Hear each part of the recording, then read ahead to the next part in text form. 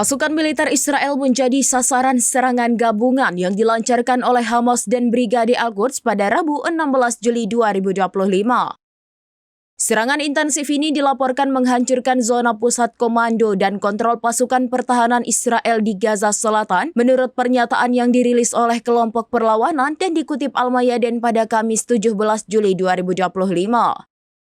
Serangan mortir presisi dilaporkan menghantam posisi Israel di Kizan al-Najjar, selatan Khan Younis yang diyakini sebagai pusat komando vital. Bersamaan dengan itu, Brigade Al-Qassam menargetkan tentara dan kendaraan Israel dengan mortir di dekat Aula Al-Muhandis, utara Khan Younis. Di sisi lain, Brigade Al-Quds meledakkan bom berkekuatan tinggi di bawah sebuah kendaraan militer Israel di timur Al-Zaitun, Gaza. Serangan-serangan terkoordinasi ini menambah tekanan terhadap pasukan darat Israel dan menunjukkan peningkatan kapabilitas taktis dari kelompok-kelompok perlawanan. Hamas menegaskan bahwa meskipun Israel unggul dalam persenjataan, perang yang berkepanjangan membuat tentaranya semakin tenggelam ke dalam pasir Gaza yang bergeser.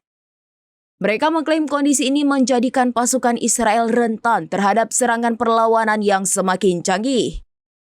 Serangan gabungan ini menyoroti tantangan signifikan yang dihadapi IDF dalam operasi mereka di jalur Gaza.